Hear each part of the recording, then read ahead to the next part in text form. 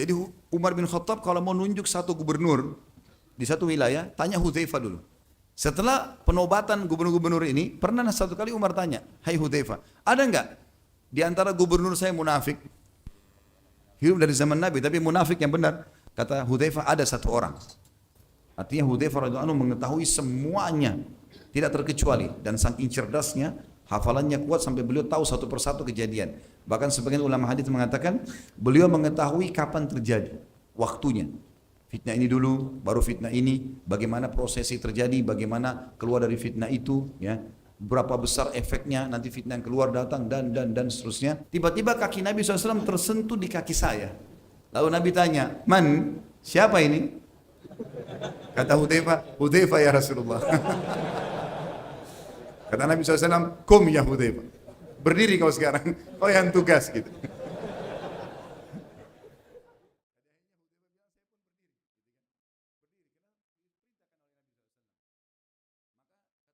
Dan hari ini kita akan masuk kepada seorang tokoh yang sangat luar biasa yang mendapatkan julukan pemilik rahasia Rasulullah Sallallahu Alaihi Wasallam, Hudzaifah ibn Yaman radhiyallahu anhu. Hudzaifah bin Yaman, teman-teman, Hudzaifah memiliki ayah bernama Al-Yaman. Yaman sebenarnya julukan, dan nama Al-Yaman adalah Husain. Husain ini nama ayahnya lagi Jabir, jadi nama Hudzaifah bin Husain bin Jabir berasal dari suku asli orang Mekah. Hanya saja sebelum Islam pernah terjadi permasalahan antara ayahnya Hudzaifah bin Husain dengan suku Arab yang lain di Mekah. Dia membunuh salah satunya, kemudian dia melarikan diri ke Madinah dan berlindung di Madinah, dinaungi oleh dua suku Arab namanya Aus dan Khazraj yang nanti setelah Islam dikenal dengan Ansar. Dan asli mereka Aus dan Khazraj adalah orang Yaman. Maka gara-gara dia berlindung dan dilindungi di Madinah dinamakan Al-Yaman. Maksudnya orang-orang yang dilindungi oleh orang-orang Yaman. Itu asal nama Al-Yaman ayahnya. Tapi namanya sebenarnya Husain. Cuma sudah masyhur dengan Hudzaifah bin Yaman radhiyallahu anhu ajma'in. Tentu dia dengan ayahnya adalah Muslim, dan ayahnya termasuk salah satu orang yang mati syahid nantinya di yang kami kita sampaikan di perang Uhud. Ya. Ibunya pun masuk Islam dan dia adalah asli penduduk Madinah. Khusus kalau masalah istrinya, saya belum menemukan nama secara pribadi dengan keterbatasan ilmu saya. Semoga teman-teman bisa dapatkan dari sumber yang lain. Tapi anak-anaknya saya temukan adalah Abdullah. Mungkin belum punya beberapa orang anak, tapi ini yang sangat masyhur yang juga diberikan julukan dengan Abu Abdillah. Hudzaifah bin Yaman ini teman-teman sekalian, ibunya bernama Rabah binti Ka'ab al-Ash'ariyah. Ini juga dari asli Madinah tentunya. Beliau memberikan atau mendapatkan beberapa julukan dalam Islam dan akan kita rincikan masalah itu. Pertama, memegang rahasia Rasulullah SAW. Juga beliau terkenal dengan orang yang menyatukan umat Islam dengan mushaf yang satu atau Al-Quran yang satu. Di sana Utsman bin Affan atau Bapak nanti akan saya ceritakan masalah itu. Kemudian juga dia termasuk sahabat yang mendapatkan jaminan surga plus akan menjadi pendamping Nabi di surga. Jadi ini punya dia itu ada sahabat-sahabat dikatakan masuk surga dijamin, tapi tidak ada penyampaian bahwasanya akan jadi rekannya Nabi SAW, jadi pendamping Nabi di surga. Kalau ini memang mendapatkan poin itu, dan akan kita juga jelaskan insya Allah ke depannya tentang hadis-hadis yang menyampaikan masalah ini. Awal mula masuk Islamnya teman-teman sekalian, pada saat tersebar berita di Jazirah Arab tentang infusnya baginda Nabi SAW di Mekah, dan tersebar berita itu ke Madinah, dan ayahnya Hudzaifah atau Husain radhiyallahu anhu mendengar itu, maka dia pun membawa anaknya Hudzaifah mendatangi Mekah dan menanyakan lebih jauh tentang keberadaan Nabi SAW dan juga keimanan yang harus mereka ikrarkan. Setelah bertemu di musim haji dengan Nabi SAW, maka keduanya ayah dan anak ini mengucapkan syahadat.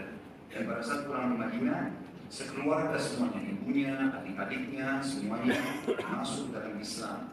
Maka ulama mengatakan Hudzaifah radhiyallahu anhu tuanya, keluarganya semua hidup dalam lingkungan keluarga Islam. Juga teman-teman sekalian, pada saat dia sudah syahadat di Mekah, sempat baginda Nabi SAW menawarkan kepada dia. Jadi pada saat dia masuk Islam, ternyata Hudzaifah ini cerdas sekali, banyak bertanya hal-hal, dan ini akan menjadi ciri khasnya Hudzaifah. Saking cerdasnya, sampai semua orang bertanya fadilah amal kebaikan, keutamaan dari amal kebaikan, dia bertanya tentang keburukan. Dan jarang bisa dikatakan tidak ada sahabat yang bertanya begitu. Makanya beliau berkata radhiyallahu anhu, manusia itu menanyakan kepada Nabi SAW tentang kebaikan, tapi aku bertanya kepada beliau tentang keburukan agar aku tidak terjerumus padanya. Oleh kecerdasan ini, Hudzaifah radhiyallahu anhu baru masuk Islam sudah menanyakan banyak hal kepada Nabi SAW, maka Nabi menawarkan kepadanya satu pilihan yang tidak ditawarkan kepada sahabat-sahabat yang lain. Apakah kamu mau menjadi muhajir nanti dari Mekah akan hijrah ke Madinah? Kau bisa dicatat dalam sejarah dan dalam syariat Allah sebagai muhajir dari Mekah, tinggal di sini bersamaku, atau kamu kembali ke Madinah dan nanti setelah saya hijrah kau akan menjadi Ansar, jadi penduduk asli Madinah. Maka kata Hudzaifah, aku adalah Ansar ya Rasulullah. Aku adalah Ansar. Maka dengan ini berarti beliau menisbatkan dirinya kepada sukunya yang ada di Madinah. Walaupun sebenarnya Nabi SAW menawarkan ini bukan cuma karena kecerdasan, karena memang ayahnya dari suku Abs dari asli penduduk Mekah. Asli penduduk Mekah. Kemudian teman-teman sekalian, Nabi SAW tidak perlu tahu satu hal juga di sini sebelum dia membahas masalah Hudzaifah. Ada satu ciri khas Nabi SAW yang mesti kita lakukan juga kepada sahabat-sahabat dan teman-teman kita.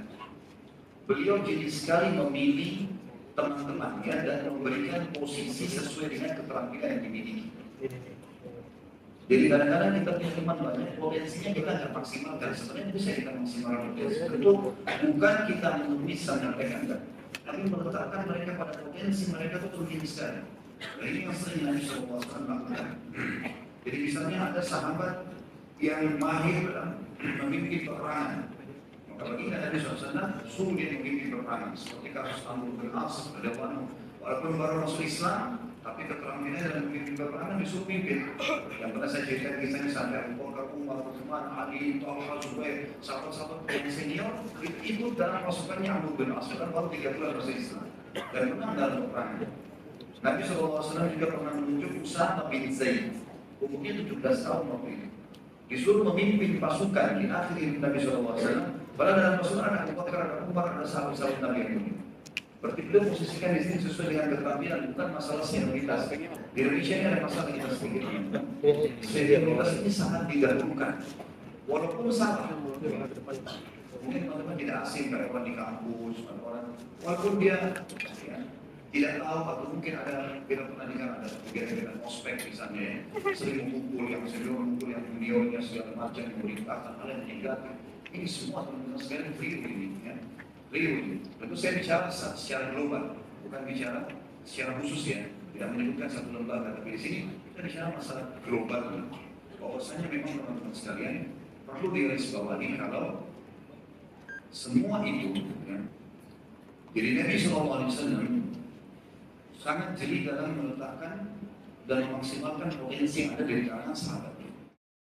Tentu tanpa menunggangi mereka, bukan berarti ini menggunakan kesempatan dalam arti kata mumpung teman saya kaya maka saya gunakan hartanya, bukan itu. Untuk kemudian pribadi bukan. Nabi SAW punya sahabat Abu Bakar, punya sahabat bahkan mertua beliau orang kaya raya. Tapi Nabi SAW pernah utang dari pendeta Yahudi, padahal beliau punya mertua kaya raya. Beliau juga punya anak Utsman bin Affan kaya raya. Nabi tidak membeli sama mereka, Nabi tidak minta. Nabi SAW bawa baju perangnya dengan mulia digantikan kepada orang Yahudi supaya tidak mengganggu harta muslimin, dan itu juga sudah sama nilai baju perang dengan yang diambil sama. Kalau Nabi SAW meninggal maka sudah terbayar, seperti itulah.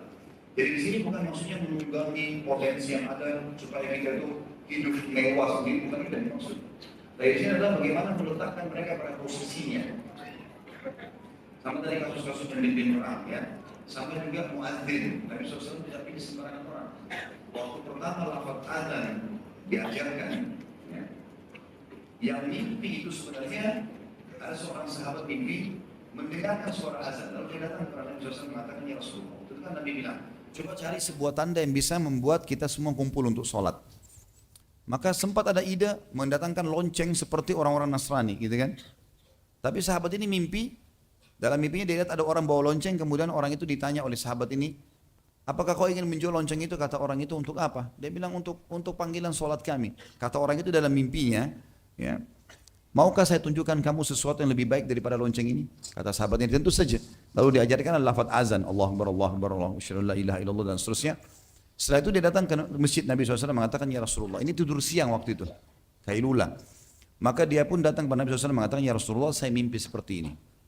Sahabat ini kata ulama sebenarnya dia yang mimpi, ya, dia yang tahu lafadznya dan suaranya sudah lumayan. Tapi apa kata Nabi SAW?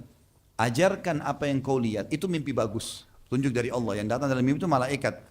Ajarkan apa yang kamu dengar ini kepada Bilal, karena dia lebih indah suaranya dari kamu. Perhatikan Nabi SAW di sini meletakkan pada tempatnya. Potensi Bilal lebih besar daripada kamu. Azan butuh suara yang indah supaya memanggil orang mau sholat, gitu kan? Ini juga perlu digarisbawahi teman-teman. Jangan cuma sekedar mengejar fadilah azan lalu suaranya buruk, mau azan. Ada orang subhanallah suara azannya membuat orang tidur lagi. Saya tidak singgung siapapun. Global. Nah sekarang ini sudah mulai ada, ya, fenomena untuk mengerucutkan masalah. Seakan-akan sudah menuju kepada sesuatu. Ini global bahasannya. Ya. Maka teman-teman sekalian di sini adalah ada orang subhanallah begitu dia azan, dengar azannya saja kita sudah biar ngantuk, hilang ngantuknya. Tertarik untuk pergi ke masjid sholat. Maka ini yang dimaksudkan. Tapi Nabi SAW meletakkan potensi itu, ya, pada tempatnya. Dan banyak sekali seperti kasus juga pengelolaan harta. Pengumpulan zakat, ya, harus orang-orang yang amanah. Ikrimah bin Abi Jahal yang pernah kita bahas teman-teman sekalian dulu, anaknya Abu Jahal baru masuk Islam, Nabi SAW perintahkan untuk mengumpulin zakat. Ini enggak sembarangan orang, ngambil zakatnya orang banyak. Zakat itu ada unta, ada kambing, ada emas, ada perak, harus orang yang amanah. Dia sembunyikan satu, enggak ada yang tahu. Tapi Nabi SAW suruh Ikrimah yang baru masuk Islam, karena Ikrimah punya kemuliaan jiwa dan dia amanah orangnya. Contoh saja. Begitu pula dengan, tentu banyak contoh-contoh masalah ini ya. Begitu pula dengan Hudzaifah radhiyallahu anhu. Hudzaifah, Nabi SAW melihat anak ini punya potensi yang luar biasa, dia bisa dititipkan rahasia. Kalau disampaikan sesuatu, jangan sampaikannya, iya enggak, udah. Coba bandingkan, misal contoh kasus banyak diantara kita begitu ya. Temannya bilang, saya mau cerita sama kamu ya, tapi tolong jangan ceritain orang. Biasanya kan dia bilang iya. Tapi nanti dia bilang lagi sama temannya, ada yang itu cerita, katanya jangan cerita orang. Ya. Tapi dia sekarang cerita, jadi kamu jangan cerita orang. Ya. Bagaimana caranya bisa dikatakan seperti ini? Orang kalau dikatakan menyimpan rahasia teman-teman, rahasia. Simpan, memang sudah begitu. Dan itu potensi tidak semua orang miliki. Ada orang subhanallah kita korek apapun dia tidak sampaikan. Dan itu ada pada diri Hudzaifah radhiyallahu anhu. Asal dia tahu ini kebenaran, dia berpegang. Kalau Rasulullah SAW bilang jangan disampaikan, jangan disampaikan. Sudah selesai. Dan sesuatu yang sangat penting berhubungan dengan Hudzaifah adalah beliau sangat mengetahui nama-nama, ya, secara pribadi semua orang munafik di zaman Nabi SAW. Dan Nabi tunjuk, hai Hudzaifah, fulan munafik, fulan, semua. Banyak ini, ratusan orang-orang munafik di Madinah, semua dihafal sama Hudzaifah. Hudzaifah tahu. Tapi Nabi bilang, jangan sampaikan. Maka Hudzaifah tidak menyampaikan satupun nama munafik itu. Kadang-kadang sholat di sebelahnya. Hudzaifah tahu, tapi Hudzaifah nggak bilang, ini munafik nih. Kira-kira, kalau antum di posisi Hudzaifah, ini orang munafik jangan bilang ya. Bilang nggak? Jujur. Sampai Umar bin Khattab pernah datang bertanya, hai Hudzaifah, apakah saya dihitung sama Nabi termasuk orang munafik? Umar bertanya, karena Nabi nggak sampaikan. Padahal Umar itu mertua Nabi kan? Nabi nggak sampaikan. Kata Hudzaifah, tidak. Dan demi Allah mulai hari ini saya tidak akan sampaikan kepada siapapun. Kalau ada lagi yang nanya seperti kamu, saya nggak mau bilang lagi. Kata Hudzaifah, jadi beliau luar biasa. Jadi nama-nama orang munafik yang makarnya sangat berbahaya dalam Islam, itu disampaikan oleh Nabi SAW hanya kepada satu orang, Hudzaifah radhiyallahu anhu. Yang lain tidak disampaikan oleh Nabi SAW. Dia tahu semuanya. Dan termasuk orang yang Rasulullah SAW tugaskan untuk memata-matai para munafikin itu. Datangi tempat mereka, ini rumah mereka, lihat apa yang mereka lakukan, laporkan ke saya. Itu luar biasa, perilaku yang tidak semua sahabat lakukan. Karena ini tidak gampang ya. Karena kalau bergabung sama orang-orang munafik, teman-teman sekalian, lisan mereka umumnya itu selalu pintar berbicara. Sehingga kita kalau bergabung sama mereka, bisa kita yang terpengaruh. Sama isunya, sama gosipnya, sama apa ini, memang luar biasa mereka itu. Orang-orang munafik dihiasi oleh syaitan dengan kemahiran seperti itu. Membolak-balikan fakta itu sudah sifat mereka dari zaman Nabi SAW. Itu bahaya sekali. Dan ini butuh seseorang kalaupun berbaur sama mereka, harus dia tidak terpengaruh. Makanya tidak semua sahabat. Kita kan mudah terpengaruh ya. Teman kita bilang lapar, kita jadi lapar. Teman kita bilang mau kencing, kita jadi mau kencing. Gampang. Apalagi kalau sudah ceritain berita-berita tentang hal-hal yang besar, maka kan pasti akan lebih luar biasa. Jadi Hudzaifah radhiyallahu anhu ini khusus. Dia punya tugas yang pertama mengetahui nama-nama munafik semuanya. Yang kedua dia juga mengawasi gerak-gerik mereka. Ya. Serta memperhatikan gerakan mereka. Plus ditambah lagi oleh Nabi SAW. Dia punya tugas untuk membendung bahaya mereka terhadap Islam dan kaum muslimin. Ini pelajaran juga teman-teman sekalian ya. Bahwasanya orang munafik di tengah-tengah umat Islam itu akan ada sampai menjelang hari kiamat. Jangan terpengaruh dengan nama. Namanya bisa nama Islam, tapi kita bisa lihat dari ciri globalnya. Benci dengan Islam, benci dengan orang-orang yang saleh, selalu mencari-cari kesalahan Al-Quran. Ciri-ciri munafik sudah ada dari zaman Nabi, jelas. Al-Quran bilang enggak, dia bilang boleh. Ini ciri kemunafikan. Orang-orang yang patuh kepada agama diolok-olok. Memang itu sudah begitu mereka lakukan di zaman Nabi SAW. Dan ini malah munafik yang tulen. Jadi munafik ada dua ya. Ada munafik yang tulen, ini artinya memang betul-betul dia bukan Islam, bukan Islam. Namanya Islam, pura-pura pakai nama Islam, berpenampilan seperti kaum muslimin, menggunakan retorika bahasa seperti umat Islam, begitulah. Hafal beberapa ayat, tapi dia seperti Abdullah bin Abi Salul di zaman Nabi SAW. Jelas, satu Madinah tahu kalau dia orang munafik. Cirinya dari mana? Selalu begitu. Kalau Nabi SAW berikan instruksi A, dia bilang enggak. Nabi bilang kemudian jihad, panas, enggak usah jihad. Sedekah, ini orang riak nih, sengaja supaya orang tidak sumbang gitu lah. Dia selalu masuk ke muslimin untuk menghadang perbuatan baik itu. Sampai orang-orang munafik di Madinah yang tulen ini kadang-kadang kalau ada waktu Nabi SAW panggil perang Tabuk, ayo perang, jihad. Ada Nabi SAW bilang bersedekahlah. Ada sahabat datang bawa banyak sekali harta. Tidak disebutkan nama orang ini tapi harta banyak sekali dibawa. Orang-orang munafik ada di situ. Bagaimana caranya supaya mereka mengkanter jihad ini atau minimal mengurangi potensinya? Gitu kan? Maka dia bilang, mereka saling bisik tapi sengaja. Mereka nyebar di majelisnya Nabi SAW lalu mereka sebarin apa? Ini orang riak nih. Ya, ini orang riak, ini bawa-bawa harta banyak begini. Padahal orang itu ikhlas saja datang. Dan tersebar di antara muslimin tidak sedikit mereka terpengaruh dengan gosip seperti itu. Oh iya mungkin riak nih, benar nih. Akhirnya orang jadi gibah, berdosa. Itu perilaku yang mereka tunjukkan. Tidak lama kemudian sahabat ini kan dia tidak dengar. Sahabat ini kemudian jalan. Ada sahabat lagi datang bawa cuma satu piring kecil kurma. Dia nggak punya kecuali itu, gitu kan? Lalu dia mengatakan ya Rasulullah ini yang saya punya. Nabi SAW terima. Munafik ini bicara lagi dalam majelisnya Nabi SAW. Tapi mereka pintar ya, sebar, menyebar. Sana ada di sana, ada di sana, ada seperti itu. Jadi ini bukan mustahil mereka lakukan di majelis-majelis kita. Mereka ada, nyebar. Saya nggak bilang di sini, insya Allah ada. Kalau ada itu urusan dia sama Allah, gitu kan. Alhamdulillah kita orang beriman kepada Allah nggak ada masalah. Tapi rupanya mereka sebarin berita apa lagi? Itu bisa apa itu satu piring kurma, pasukan besar. Padahal mereka sendiri nggak nyumbang. Mereka nggak nyumbang cuma supaya menghalang itu saja. Jadi ciri mereka begitu, selalu Islam dia berusaha bagaimana mengkanter. Kalau bisa membatalkan ya, kalau enggak kanter saja, gitu kan. Dan sudah biasa. Bukankah mereka yang sebarin fitnah Aisyah berzina radhiyallahu anha, istri Nabi dituduh berzina? Gitu. Apalagi kalau cuma seorang dai, seorang kecil sekali. Nabi aja mereka sudah fitnahin, apalagi orang biasa. Seperti itulah, ya. Itu ciri.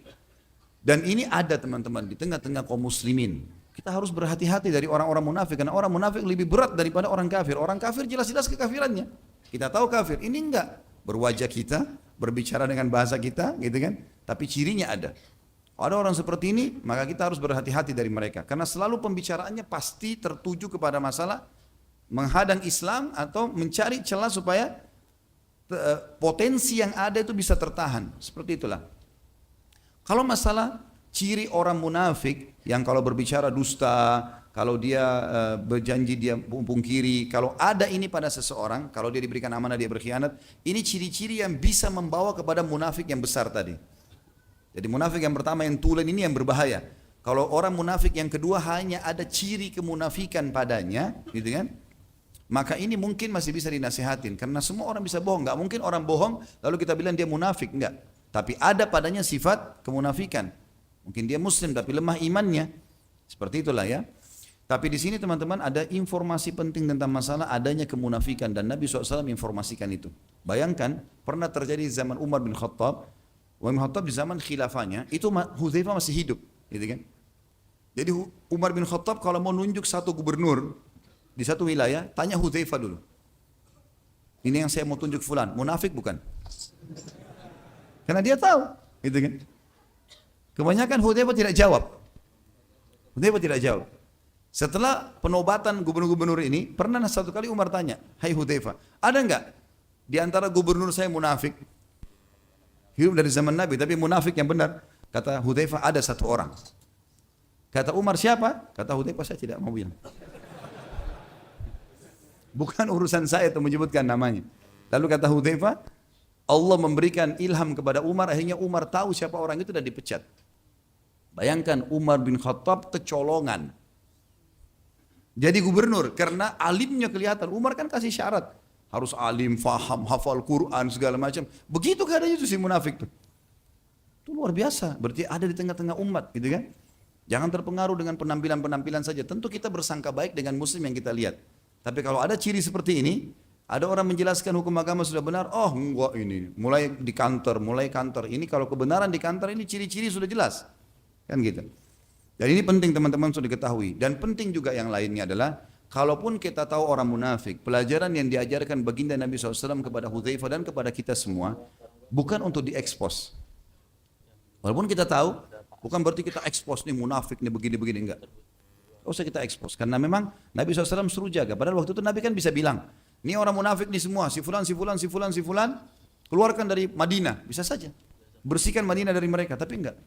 Kenapa Nabi SAW suruh tetap tinggal? Karena mereka walaupun ada keburukan, masih bisa dianggap mad'u. Masih bisa dianggap orang yang boleh didakwahi. Karena banyak diantara orang munafik di zaman Nabi SAW yang sadar. Yang sadar setelah ikut berperang dengan Nabi SAW, setelah ikut dalam majelis beliau. Walaupun ada di antara mereka yang tidak sadar, memang jelas-jelas seperti itu. Ini pelajaran teman-teman sekalian yang perlu kita ambil. Kita masuk teman-teman sekalian ke masalah potensi yang ada pada Hudzaifah bin Yaman. Selain rahasia yang Nabi SAW simpankan kepada dia khususnya para orang munafik, juga beliau adalah sahabat yang paling faham tentang hadis-hadis fitan. Hadis fitnah yang akan terjadi setelah meninggalnya baginda Nabi SAW. Ya. Contoh misalnya, pernah Umar bin Khattab memanggil Hudzaifah lalu berkata, "Hai Hudzaifah, hadis-hadis tentang fitnah yang akan terjadi di tengah-tengah umat. Karena zaman Umar kan Islam kuat sekali. Luar biasa gitu." Kata dia, "Hai Hudzaifah, apa pintunya fitnah itu? Pintunya apa?" Gitu kan? Kata Hudzaifah, "Anda pintunya hai Amir Mukminin.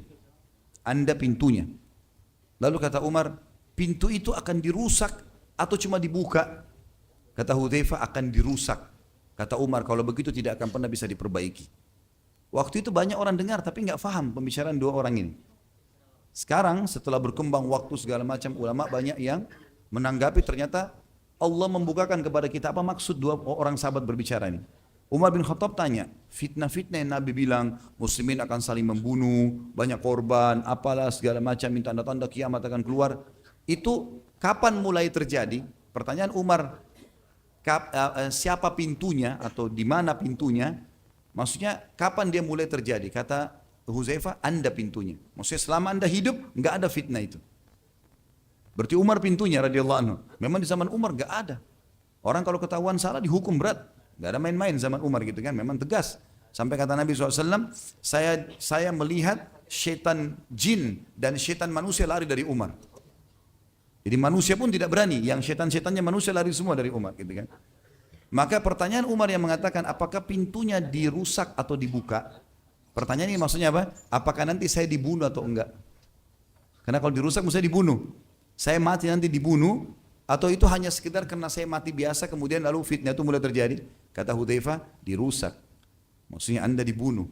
Bahasanya tidak semua orang faham, gitu kan? Maka Umar mengatakan kalau begitu tidak akan pernah bisa diperbaiki.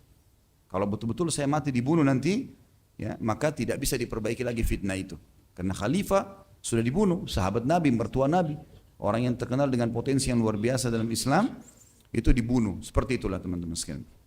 Baik, Hudzaifah diantaranya misal mengatakan, hadis yang masyhur tentang masalah fitnah, dan hadis ini teman-teman sekalian diriwayatkan Imam Bukhari nomor 453 dan 454. Oh mohon maaf, ini halamannya ya, tapi nomor hadisnya 3606 ya. Cukup panjang saya bacakan. Dari Hudzaifah radhiyallahu anhu ia berkata, "Kana an-nasu yas'aluna Rasulullah sallallahu alaihi wasallam 'anil khair wa kuntu as'aluhu 'anil syarri makhafata an yudrikani. Faqultu ya Rasulullah, inna kunna fi jahiliyatin wa syarr. فجاءنا الله بهذا الخير فهل بعد هذا الخير من شر قال نعم قلت وهل بعد هذا الشر من خير قال نعم وفيه دخن قلت وما دخن قال قوم يهدون بغير هدي تعرف منهم وتنكر قلت فهل بعد هذا الخير من شر قال نعم دعاة إلى أبواب جهنم من أجابهم كذفوه فيها قلت يا رسول الله صفهم لنا فقال هم من جلدتنا ويتكلمون بألسنتنا قلت فما تأمرني إن أدركني ذلك قال فاعتزل تلك الفرق كلها ولو أن تعضى بأصل الشجرة حتى يدركك الموت وأنت على ذلك. Terjemahannya, orang-orang banyak berkata, kata Hudzaifah radhiyallahu anhu, orang banyak bertanya kepada Nabi SAW tentang kebaikan. Sedangkan aku bertanya kepada beliau tentang keburukan. Karena khawatir akan menimpahku. Aku berkata, wahai Rasulullah, dulu kami dalam masa jahiliyah sebelum anda diutus, dan keburukan, ya, masa jahiliyah itu bodoh sekali, tidak mengerti hukum dengan Allah, tidak tahu Allah siapa. Kemudian kami keburukan banyak kami lakukan, makan bangkai, berzina, membunuh anak dan seterusnya. Lalu Allah menghadirkan kebaikan ini pada kami. Islam datang. Sekarang kami tentram, Anda datang. Pertanyaan jelinya di sini, tidak semua sahabat nanyain. Kata beliau, apakah setelah kebaikan ini ada keburukan? Nanti kalau Anda meninggal, tapi bahasa santunnya begitu. Apakah setelah kebaikan ini ada keburukan? Orang banyak enggak paham nih. Ternyata beliau bertanya dengan santun kepada Nabi SAW, ya Rasulullah, ini kan anda datang sekarang baik nih, anda utusan Allah. Kalau anda mati nanti, ada keburukan enggak? Terkembali enggak kita seperti jahiliyah dulu? Mulai saling bunuh, mulai segala macam, berbuat segala macam ini, sembah berhala. Maka kata Nabi SAW, ya, aku bertanya lagi, artinya akan terjadi itu setelah Nabi SAW meninggal. Apakah setelah keburukan itu ada kebaikan? Kalau setelah terjadi nanti, apakah masih ada orang yang akan perbaiki keadaan supaya kembali kepada sunnah anda? Beliau menjawab, iya. Namun di sana ada kabutnya. Jadi setelah terjadi fitnah, kemudian kembali lagi kebaikan. Lalu kata Nabi SAW, tapi pada saat itu ada kabutnya. Kata Hudzaifah, apa kabut itu ya Rasulullah? Beliau menjawab, suatu kaum yang mengambil selain petunjukku, engkau menerima dan mengingkari perbuatan mereka. Ya. Artinya ada orang yang mengaku Islam nanti, tapi mereka tidak mau ambil petunjuk dari aku. Ini sudah banyak untuk kita tahu dari perbuatan bidah-bidah yang terjadi. Mereka tidak mau, Rasulullah tidak kerjakan, pokoknya saya tidak mau tahu, saya mau kerjain. Ya sudah. Ya. Seperti itulah kurang lebih yang mereka lakukan. Di sini kata Nabi SAW, kaum yang mengambil, kaum maksudnya dari umum muslimin, yang tidak ambil, ya, atau mengambil selain petunjukku, engkau menerima dan mengingkari perbuatan mereka. Kalau kau dalam keadaan sunnahku, kau akan memungkiri perbuatan mereka. Aku bertanya, apakah setelah kebaikan itu ada keburukan? Setelah saya nanti mengingkari keburukan mereka itu, kemudian kebaikan mulai lagi tersebar, apakah ada keburukan lagi setelahnya? Kata Nabi SAW, iya, akan tersebar para penyeru ke pintu-pintu Jahannam atau dai-dai yang memanggil kepada neraka Jahannam. Siapa yang menjawab seruan mereka, maka mereka akan melemparkan penyeru itu, apa yang ikut itu, ke dalam api neraka. Aku berkata, wahai Rasulullah, jelaskan ciri-ciri mereka kepada kami. Siapa yang dianggap oleh Nabi SAW itu dai-dai yang membawa kepada neraka Jahannam. Beliau bersabda, mereka dari kalangan kita. Sebagian ulama hadis mengatakan turunan Arab atau dari kalangan muslimin. Dan berbicara dengan bahasa kita, seperti cara-cara umat Islam berbicara. Aku bertanya, apa yang anda perintahkan jika aku mendapati zaman itu? Maka beliau menjawab, hendaklah engkau berpegang kepada jamaah kaum muslimin dan imam mereka. Artinya ikuti mayoritas kaum muslimin, jangan ikut-ikutan dengan kelompok-kelompok ini. Aku bertanya, bagaimana jika mereka tidak mempunyai jamaah dan imam? Kalau seandainya saya mau ikut jemaah muslimin tapi tidak ada, mayoritasnya tidak ada, tidak terbentuk, tidak ada pemimpin yang memimpin mereka. Beliau menjawab, jauhi kelompok-kelompok tersebut semuanya, sekalipun engkau harus menggigit akar pohon sampai kematian menjemputmu sementara engkau senantiasa demikian. Maksudnya adalah teman-teman sekalian tetap berpegang pada sunnahku, karena tadi kan dikatakan akan mengikuti selain petunjukku, itu cirinya. Maka kalau terjadi orang-orang yang jauh dari petunjuk baginda Nabi SAW, kita harus hindari semua kelompok-kelompok itu. Sebagian ulama yang mengatakan mereka adalah turunan Arab, munculnya di Jazirah Arab orang-orang yang akhirnya membawa pemahaman-pemahaman yang menghalalkan darah muslimin, ya. Seperti sekarang banyak sekali, gitu kan? Mereka menghalalkan boleh membunuh sama umat Islam yang tidak sefaham dan segala macam, atau mengkafirkan, ya, tanpa ada hujjah atau argumentasi yang jelas. Ini semua termasuk dalam penyampaian tadi. Hadis yang lain, Hudzaifah radhiyallahu anhu juga menyampaikan, hadis riwayat Imam Muslim nomor 2891 dan Imam Ahmad juga meriwayatkan nomor 388 dan 407. Hudzaifah radhiyallahu anhu berkata, "Wallahi inni la'alamun nasi bi kulli fitnatin hiya kainatun fima baini wa bainas sa'ah." Demi Allah, sesungguhnya aku adalah orang yang paling mengetahui setiap fitnah yang terjadi, yang ada di antara aku dan hari kiamat. Artinya Hudzaifah radhiyallahu anhu mengetahui semuanya, tidak terkecuali, dan saking cerdasnya, hafalannya kuat sampai beliau tahu satu persatu kejadian. Bahkan sebagian ulama hadis mengatakan beliau mengetahui kapan terjadi, waktunya. Fitnah ini dulu, baru fitnah ini, bagaimana prosesi terjadi, bagaimana keluar dari fitnah itu, ya. Berapa besar efeknya nanti fitnah yang keluar datang dan seterusnya, seperti itulah. Dan beliau mengatakan antara aku dan sampai hari kiamat, maksudnya antara di zaman Nabi SAW sampai hari kiamat, semua beliau tahu. Dan ini teman-teman pelajaran juga di sini, kalau bolehnya seseorang yang menguasai sebuah bidang dan dia mengatakan, atau keterampilan dia mengatakan saya ahlinya. Misal mati lampu, kemudian dibutuhkan siapa nih yang bisa, kita tanyain misalnya, ada satu orang ikhwan mengatakan, oh saya tahu, saya ahlinya di bidang listrik itu. Kemudian dia coba menunjukkan keterampilannya itu. Ini dibolehkan. Seperti juga dalam peperangan Nabi SAW bertanya, kalau ada musuh yang mengajak duel, siapa yang mau duel? Maksudnya siapa yang punya keterampilan untuk ini? Tidak usah semuanya maju. Ada orang subhanallah berani pada saat rame-rame. Ada orang kalau sendiri nggak berani dia. Duel nggak berani gitu. Maka Nabi SAW tanya, siapa yang mau? Siapa yang punya keterampilan di sini? Kalau ada sahabat berdiri baru ditunjuk oleh Nabi SAW. Maka ini boleh teman-teman menyampaikan masalah itu. Dan tidak boleh sebaliknya, seseorang bukan ahlinya berbicara di bidang yang bukan ahlinya dia. Kata Nabi SAW, siapapun, ya, kalau perkara itu dikembalikan bukan pada ahlinya, maka tunggulah kehancuran. Sekarang begitu banyak orang tidak paham agama bicara masalah agama, hanya karena performance saja, gitu kan? Ini bahaya sekali. Sama dengan orang tidak paham listrik bicara masalah listrik, konslet semua. Ya. Kemudian hadis selanjutnya adalah hadis Nabi SAW dari Hudzaifah juga radhiyallahu anhu, dia berkata, riwayat Imam Bukhari nomor 433 dan Imam Muslim nomor 3891, qama fina Rasulullah maqama fahaddatsana bima huwa kainun ila qiyamis sa'ah fahafidhahu man hafidha wa nasiyahu man nasiya. Rasulullah SAW berdiri di hadapan kami dalam suatu kesempatan, lalu beliau menyampaikan kepada kami apa yang terjadi sampai hari kiamat. Maka di antara kami ada yang menghafalnya dan di antara kami ada yang melupakannya. Ya. Tentu Imam Adz-Dzahabi sini menanggapi, sebenarnya Imam Adz-Dzahabi mengatakan rahimahullah, pemilik kitab Al-Kabair yang juga sudah kita bahas bukunya, salah satu ulama hadis, beliau mengatakan dimaksud sini Nabi SAW berdiri sehari adalah Nabi sampaikan apa yang perlu disampaikan pada hari itu. Tapi bukan berarti semua kejadian yang akan terjadi secara berurut.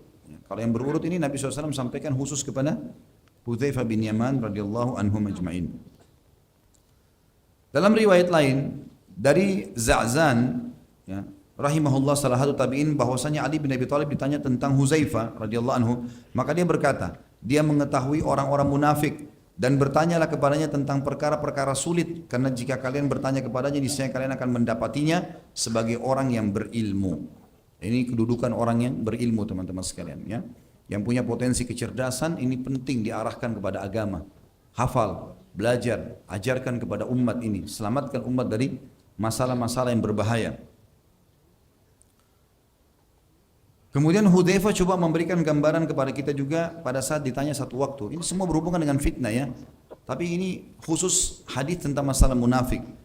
Ditanya kepada beliau, apa kemunafikan itu? Satu orang tabi'in bertanya kepada Hudzaifah radhiyallahu anhu.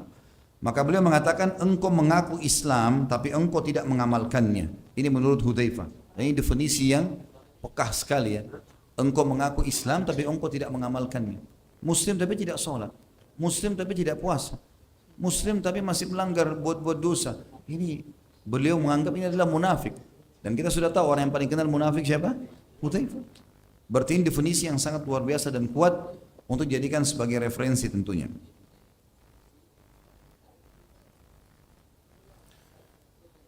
Nabi SAW teman-teman sekalian pernah memohon ampun untuk Hudzaifah radhiyallahu anhu dalam kehidupan beliau ya, bersama dengan ibunya. Jadi ibunya masuk Islam, tentu sudah kita katakan bersama dengan ayahnya. Dan Hudzaifah radhiyallahu anhu satu waktu pernah pulang ke rumah lalu ditanya oleh ibunya, sudah berapa lama kau temani berkawan berteman dengan Nabi SAW? Maka Hudzaifah mengatakan sejak saat ini dan itu. Lalu ibuku menyalahkanku dan mencelaku, lalu aku berkata kepadanya, biarkan aku. Maksudnya ibunya mengatakan, kenapa cuma sekian waktu kau habiskan waktu sama Rasulullah? Maksudnya lebih lama, ibunya ingin lebih banyak belajar gitu kan. Maka kata Hudzaifah, biarkan aku ibu, aku akan tanya ini kepada Nabi SAW. Apakah waktu yang kuluangkan sudah cukup atau tidak? Lalu kemudian kata Hudzaifah, aku pun mengikuti Nabi SAW sholat maghrib berjamaah. Setelah itu ya, orang-orang sudah mulai berpisah dengan Nabi SAW karena Nabi SAW pulang ke rumahnya ya. Jadi antara maghrib isya beliau pulang ke rumahnya dan aku pun mengikutinya ya. Maaf, dalam riwayat begini, beliau sholat maghrib bersama para sahabat lalu beliau duduk di masjid, pulang setelah sholat isya. Tadi saya keliru ya. Kemudian aku pun mengikutinya kata Hudzaifah. Setelah itu ada seseorang yang lewat ya, jadi tinggal Nabi SAW dan Hudzaifah di belakangnya, tidak ada orang lain. Hudzaifah sebagai adab seorang murid kepada gurunya, maka dia tidak langsung memotong sementara lagi jalan. Dia tunggu kapan berhenti. Nabi SAW berhenti, sudah dekat rumahnya, baru Hudzaifah bertanya. Waktu lagi sementara menuju ke rumah Nabi SAW, dan Nabi SAW tahu ada Hudzaifah di belakang, maka lewat seseorang mengucapkan salam kepada Nabi SAW. Nabi jawab salamnya, dan orang itu pergi. Baru Nabi SAW berhenti di depan pintu rumahnya. Hudzaifah lalu ditanya oleh Nabi SAW, ada apa wahai Hudzaifah? Kenapa kamu ikut seperti ini? Dia ceritakan, ya Rasulullah, sesungguhnya aku punya masalah dengan ibuku, masalah sederhana tadi. Ibuku menganggap potensi waktu yang aku gunakan untuk anda masih kurang. Dan akhirnya beliau menyalahkanku. Aku datang untuk anda beristighfar kepada Allah untukku dan untuk ibuku. Kata Nabi SAW, hai Hudzaifah, apa kau tahu tadi siapa yang mengucapkan salam kepada aku itu? Kata Hudzaifah, tidak ya Rasulullah. Kata Nabi SAW, itu malaikat yang turun belum pernah turun sebelumnya. Khusus meminta izin kepada Allah untuk menyampaikan kepadaku sesuatu. Maka Nabi SAW mengatakan dalam hadis ini diriwayatkan Nasa'i nomor 193, bunyinya adalah Rasulullah SAW bersabda, Ghafarallahu laka wa li ummika, sesungguhnya aku memohon agar Allah bisa memaafkan engkau dan ibumu. Karena tadi kan minta diistighfari. Dan ini juga pelajaran boleh kita datang kepada orang yang masih hidup dan kita anggap saleh, mohon agar dia memohon ampun kepada Allah untuk kita. Sebagaimana juga Nabi SAW pernah perintahkan Ali dan Umar radhiyallahu anhum ajma'in untuk meminta dimohonkan ampun oleh Uwais Al-Qarni kalau bertemu, gitu kan. Ama ra'aita al-'arida alladhi arada li, tidakkah kau lihat siapa yang lewat tadi di sebelahku itu? Qultu bala, maka Hudzaifah berkata, iya. Qala huwa malakun minal malaika lam yahbit ilal ardi qabla hadhihi al-laila. Sesungguhnya dia malaikat yang turun malam ini ke bumi, yang belum pernah turun selama ini di bumi. kecuali malam ini saja. Ista'dzana rabbahu an yusallima alayya, dia izin kepada Tuhannya khusus untuk mengucapkan salam kepadaku. Wa basyarani anna al-Hasan wal Husaina sayyida syababi ahli jannah wa anna Fatimah sayyidatu nisa'i ahli jannah. Dan ia menyampaikan berita gembira kepadaku bahwasanya cucuku Hasan dan Husain adalah pemimpin anak-anak muda surga, dan Fatimah anaknya Nabi SAW adalah tuan dan pemimpin wanita ahli surga radhiyallahu anhum ajma'in. Jadi Fatimah adalah wanita yang sangat mulia, Al-Batur radhiyallahu anha, ya, wanita yang sangat dimuliakan dalam Islam dan pemimpin ahli surga, wanita ahli surga. Dia dan ibunya Khadijah masyhur, ada 4 pemimpin ahli surga. Kata Nabi SAW 4 wanita ahli surga pemimpinnya, ya, ada Khadijah, ada Asia istrinya Fir'aun, ada Maryam, dan ada Fatimah. Ini utamaan tentunya. Di sini teman-teman sekalian adalah kita lihat bagaimana Nabi SAW memohon ampun untuknya, dan ini sebuah keutamaan sebenarnya. Hudzaifah termasuk orang yang sangat takut kepada Allah dalam keadaan rahasia maupun terang-terangan, dan dia tidak suka kalau seseorang bisa mengetahui amalnya. Sampai salah satu statement yang masyhur dia sebutkan, dia bilang, saya berharap bisa tidak dikenal oleh orang, ya, ada yang mengelola harta saya, dia punya usaha kebetulan, ada yang mengelola harta saya, kemudian saya masuk ke dalam rumah saya dan saya beribadah kepada Allah sementara tidak ada yang melihat saya sampai saya meninggal dunia. Artinya ingin merahasiakan ibadahnya. Hudzaifah radhiyallahu anhu teman-teman pernah menangis di dalam solatnya, lagi solat, diriwayatkan dari Al-A'mash rahimahullah. A'mash ini salah satu perawi hadis yang namanya Sulaiman bin Mahran rahimahullah. Beliau banyak meriwayatkan hadis, ya, termasuk dalam riwayat Bukhari. Beliau berkata, Hudzaifah pernah menangis dalam solatnya. Selesai solat dia menengok, ternyata dia melihat seseorang di belakangnya. Maka dia berkata kepada orang itu, tolong jangan beritahukan siapapun tentang hal ini. Maksudnya tentang tangisannya. Hudzaifah sempat tidak hadir teman-teman di perang Badar. Padahal beliau penduduk Madinah. Dan perang Badar perang mulia. Mestinya dia hadir, tapi ada rahasianya. Disebutkan dalam riwayat teman-teman sekalian, dan riwayat ini riwayatkan Imam Muslim nomor 1778.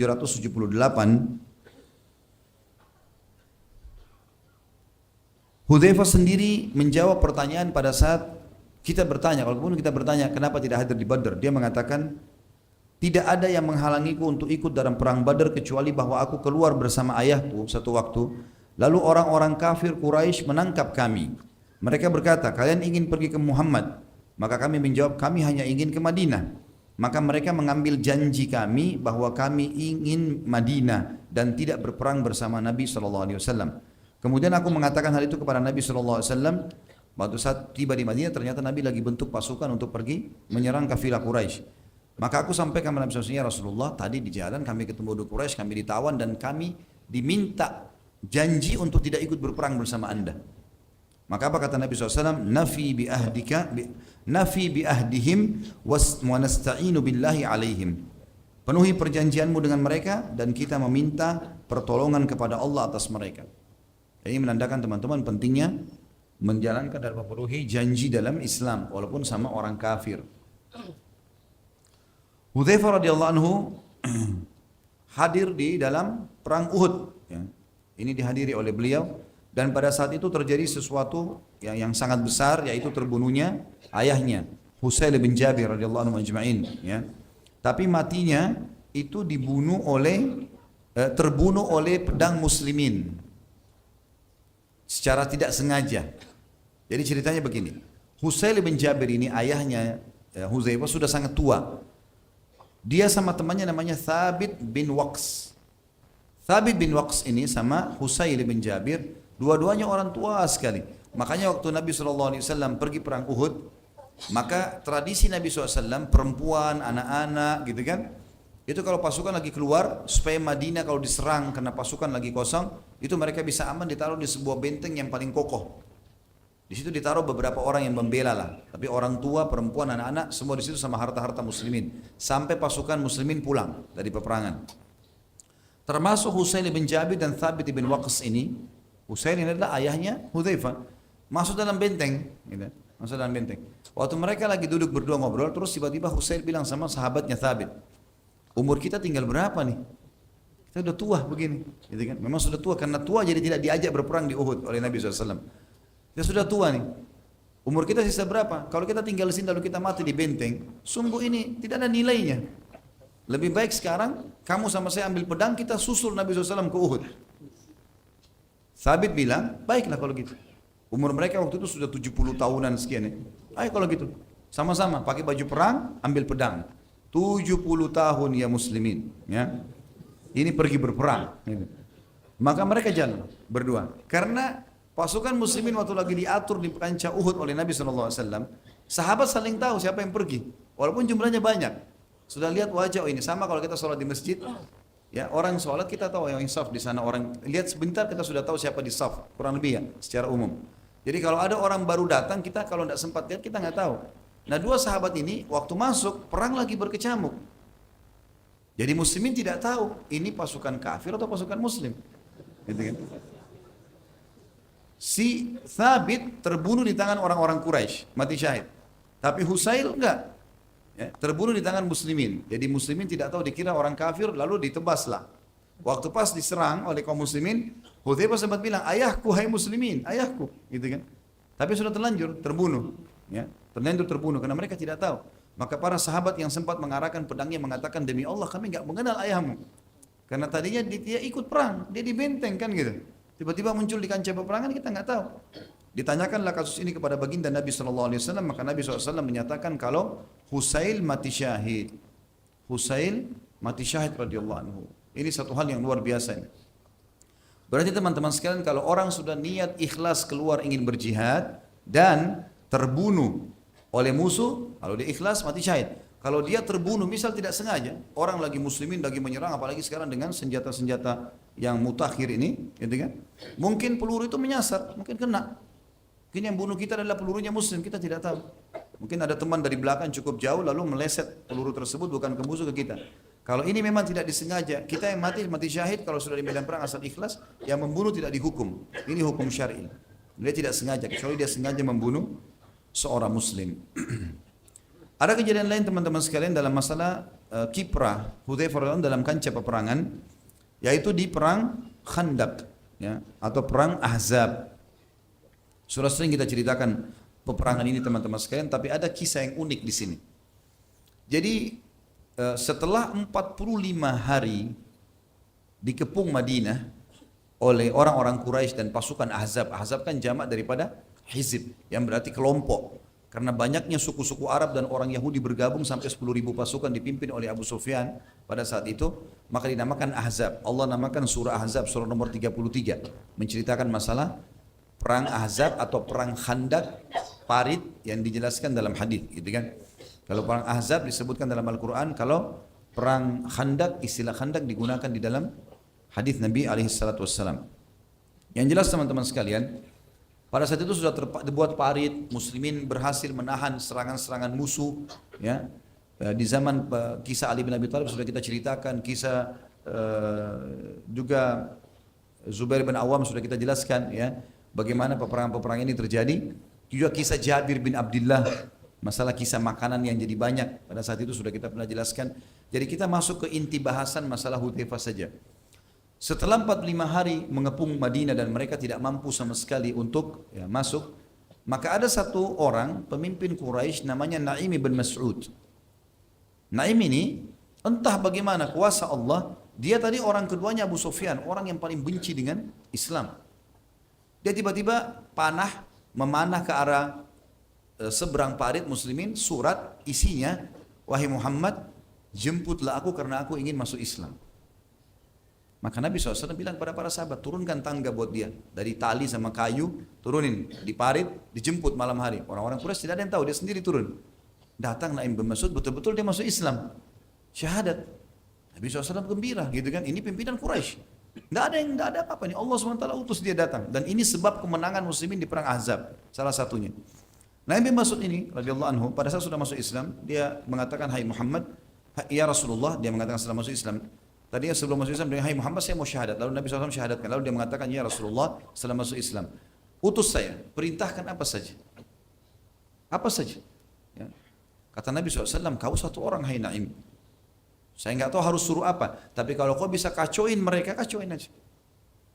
Maka berdirilah Naim mengatakan, baik saya akan lakukan ya Rasulullah.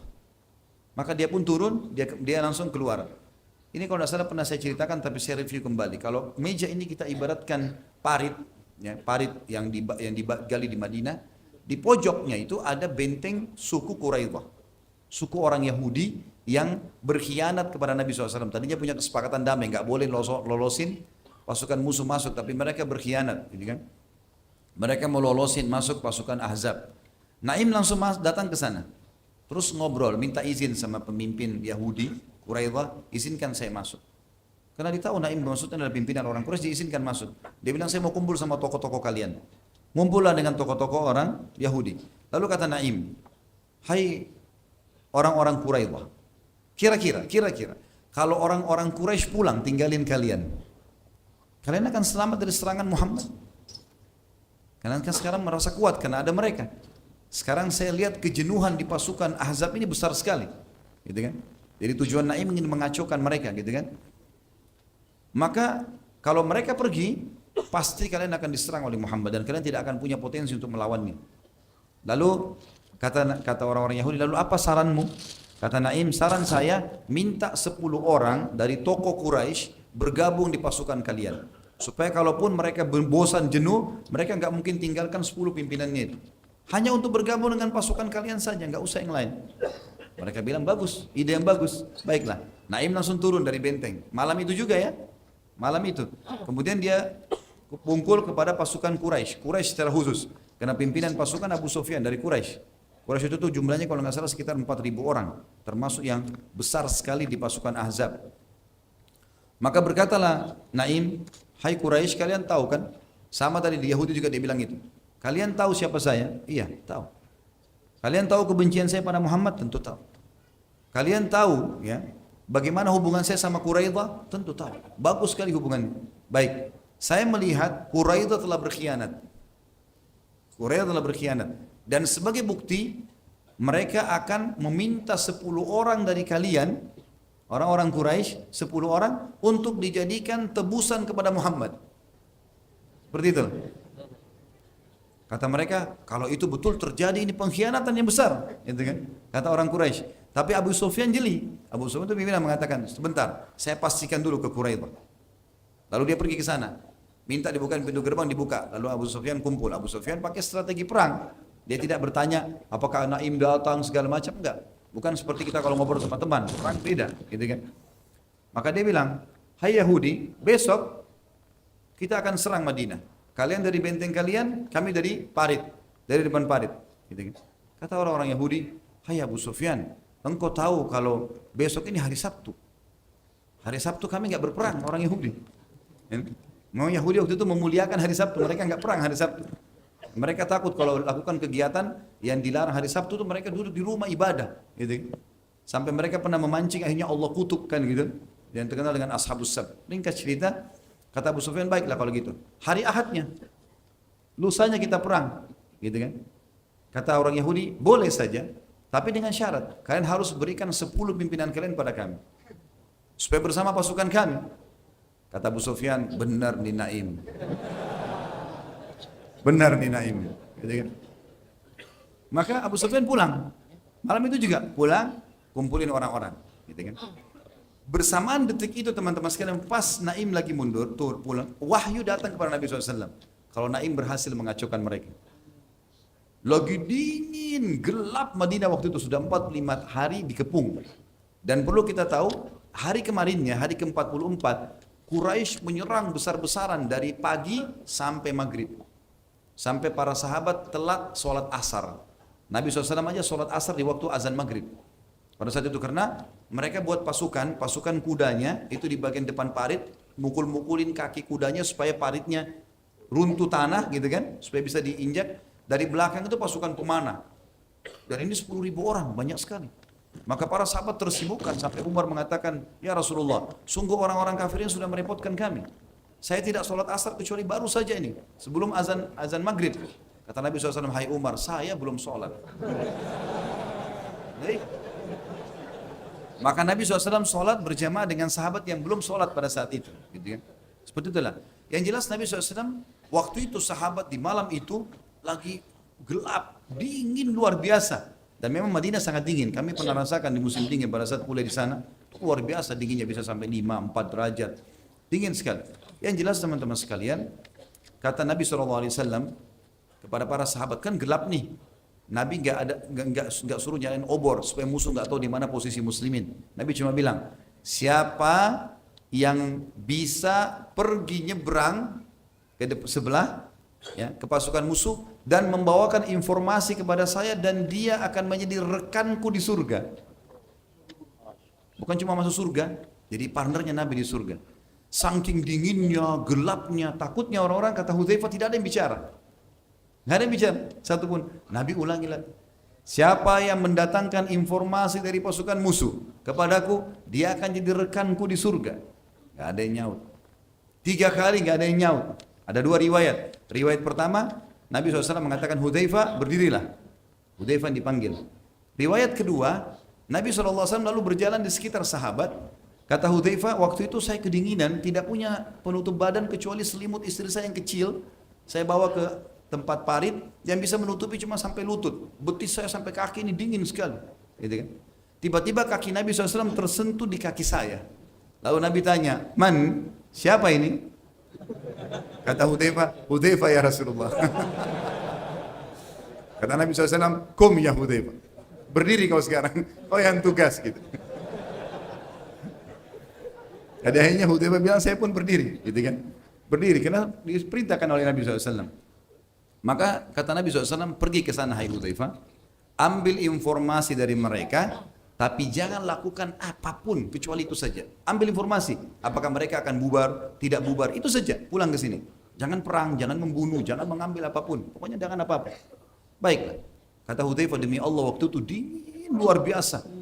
Seperti menusuk tulang-tulang. Tapi begitu saya mengiyakan, tiba-tiba badan saya jadi hangat. Saya seperti di dalam sebuah kotak yang panas, yang hangat gitu. Saya turun dari parit, saya naik ke atas, kemudian masuk ke pasukan musuh, gitu kan. Pada saat itu bersamaan Abu Sufyan balik dari tadi bentengnya Quraidah itu. Abu Sufyan di api unggunnya duduk, kemudian dia berkata kepada orang-orang, kumpullah hai pasukan, ya. Ada sesuatu yang penting yang saya ingin sampaikan pada malam ini, dan pastikan orang-orang di sebelah kalian kenal. Gitu kan. Jangan sampai musuh nyelinap. Hudzaifah ada di situ. Gitu kan. Akhirnya Hudzaifah mendengar Abu Sufyan memanggil orang-orang, gitu kan. Kata Abu Hudzaifah, saya waktu dengar suara laki-laki itu mengatakan, hai pasukan, kumpullah dan pastikan orang sebelah kalian. Saya melihat orang itu lagi menghangatkan diri di api unggun. Karena dingin sekali kan. Begitu saya lihat Abu Sufyan, pimpinan orang-orang kafir nih. Dia bilang, saya pun meletakkan anak panah saya di busurnya. Demi Allah kalau saya tarik mati Abu Sufyan. Karena sasarannya dekat sekali. Dan panah ini dekat, pasti bisa membunuh. Tapi saya mengingat wasiat Nabi SAW, jangan buat apa-apa. Ambil informasi pulang, ini penting. Taat pada pemimpin di kancah peperangan penting. Jangan sok jagoan. Serang-serang tidak. Walaupun kita punya potensi. Harus izin, gitu kan. Pasukan muslimin dulu tidak berani menyerang kecuali sudah ada izin. Sampai kadang-kadang mereka karena inginnya menyerang, mereka merayu-rayu pimpinan mereka, izinkan kami menyerang. Begitu dikatakan iya, sudah langsung menyerang, gitu. Kalau enggak bisa, melanggar ini, gitu kan. Bisa kalau mati, tidak mati syahid nantinya. Maka kata Hudzaifah, orang-orang pada berkumpul semua, karena kan informasi penting. Tapi Abu Sufyan bilang apa tadi? Harus kenal orang yang ada di sebelah. Tanya. Jadi orang pada tanya, siapa kamu? Siapa kamu, gitu kan? Tanya, disebutkan namanya. Hudzaifah bilang, saya bingung nih. Nanti kalau saya sebut nama saya ketahuan. Maka dia bilang, saya pegang orang di tangan kanan saya tanya, siapa kamu? Disebut namanya. Saya pegang sebelah kiri, siapa kamu? Disebut namanya. Dia bilang, saya nggak ditanya.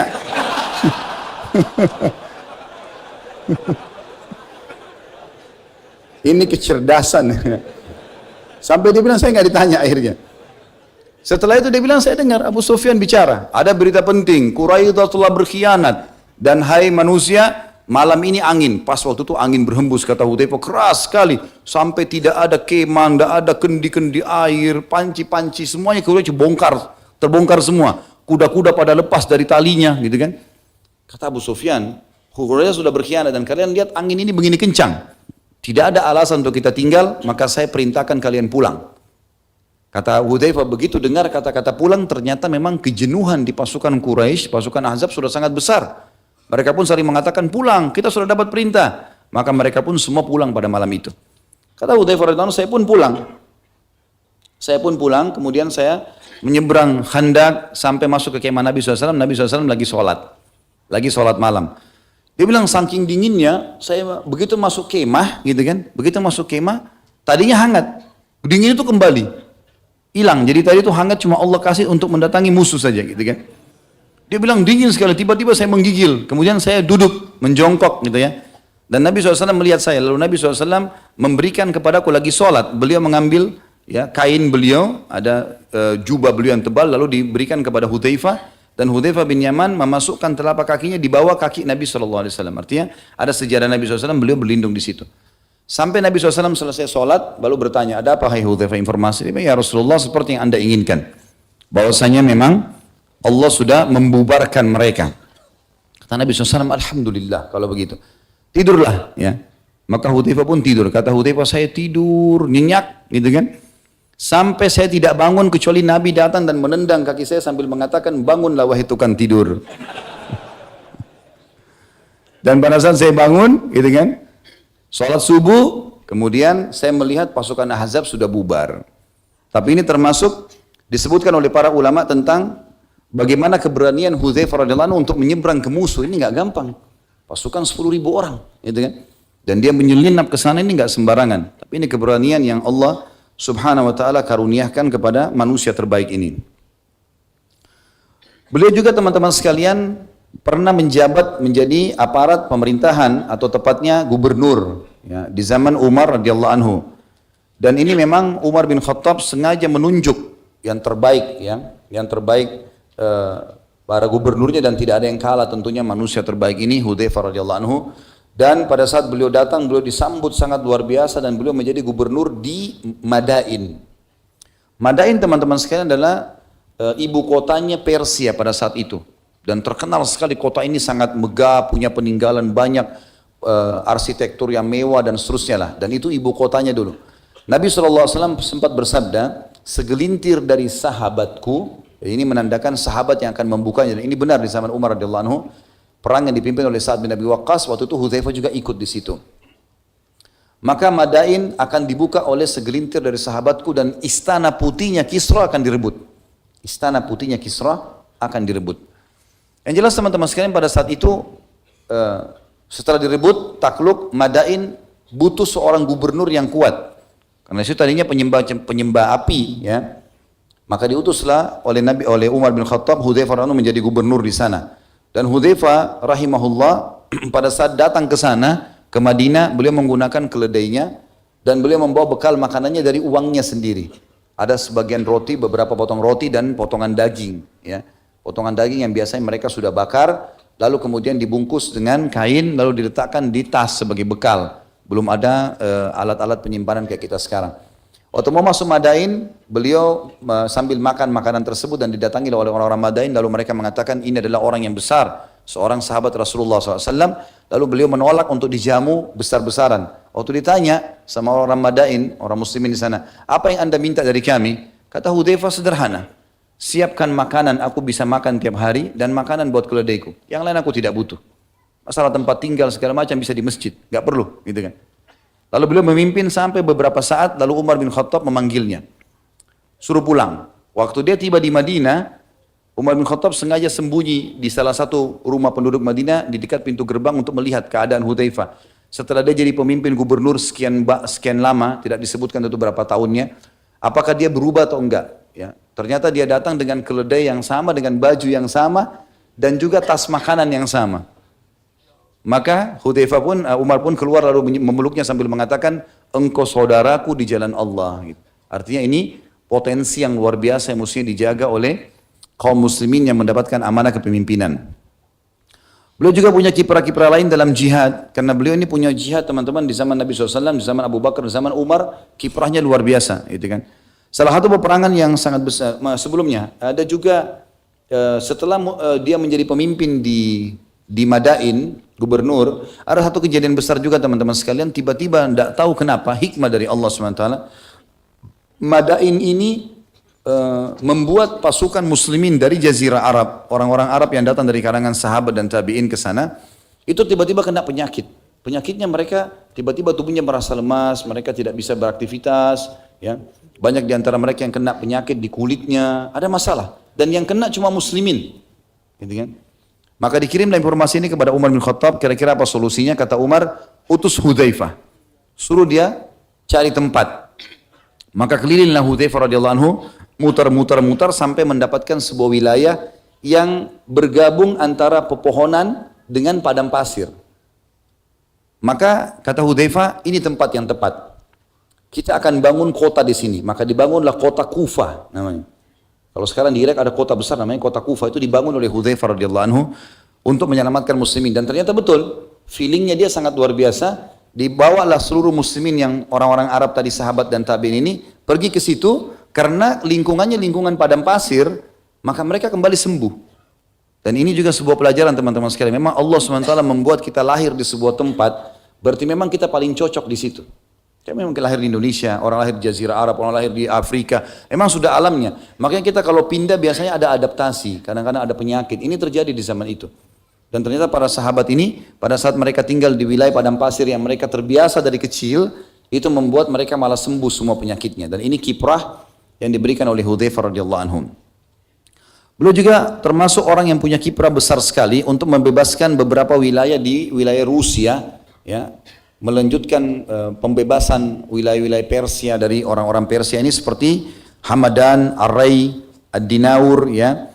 Dan yang paling masyhur ada perang namanya perang Nahawan. Perang Nahawan ini termasuk perang yang sangat besar teman-teman sekalian. Orang Persia waktu itu jumlahnya 150.000 orang. 150.000 orang melawan muslimin 30.000 orang.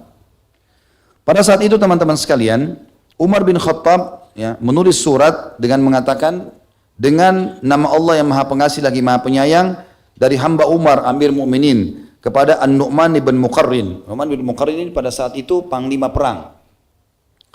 Kalau tiba surat ini, Assalamu alayka, ya, keselamatan untukmu. Sesungguhnya aku memuji Allah kepadamu yang tidak ada ilah yang berhak diibadahi dengan benar selain Dia. Amma ba'd, lalu selanjutnya, aku mendengar bahwasanya orang-orang Ajam dalam jumlah yang sangat besar telah berkumpul untuk memerangi kalian di kota Nahawan. Jika suratku ini tiba sampai di tanganmu, berangkatlah bersama kaum muslimin yang ada bersamamu dengan perintah, pertolongan dan kemenangan dari Allah. Jangan membawa mereka ke tempat yang menakutkan karena akan menyakiti mereka. Jangan menahan hak mereka karena itu berarti engkau membuat mereka ingkar, dan jangan membawa mereka masuk hutan. Seseorang muslim lebih aku sukai daripada 100.000 dinar. Wassalamu alaika, ya. Berangkatlah ke arah yang semestinya sehingga engkau tiba di wilayah Al-Ma'ah, nama sebuah tempat. Kata Umar, aku telah menulis surat kepada penduduk Kufah agar mereka berangkat dan bertemu denganmu di sana. Jika pasukanmu telah berkumpul, berangkatlah ke Al-Fairuzan, dan siapapun dari orang-orang Ajam atau orang Persia dan selain mereka yang bergabung dengannya, mohonlah kemenangan kepada Allah dan perbanyak ucapkan la haula wala quwata illa billah. Ini dulu potongan suratnya Umar kita bahas teman-teman. Ini termasuk surat penting yang ulama jadikan tolok ukur untuk setiap panglima perang menasehati orang-orang atau setiap pemimpin wilayah menasehati panglima perangnya. Jadi harus perintahnya seperti ini, ya. Pasukan muslimin tidak boleh dibawa ke tempat yang menakutkan. Pasukan muslimin tidak boleh dimasukkan ke dalam hutan, kecuali memang dasarnya itu hutan. Tempat yang tertutup sehingga tidak tahu mana yang dibunuh, gitu kan. Dan jangan juga sampai mengambil hak mereka. Misalnya tidak dikasih makan, tidak dikasih minum, tidak dikasih waktu istirahat. Ini semua tidak boleh, ya. Seperti itulah gambarannya. Dan selalu perbanyak kalimat la haula wala quwata illa billah, lawan mereka dengan cara seperti itu.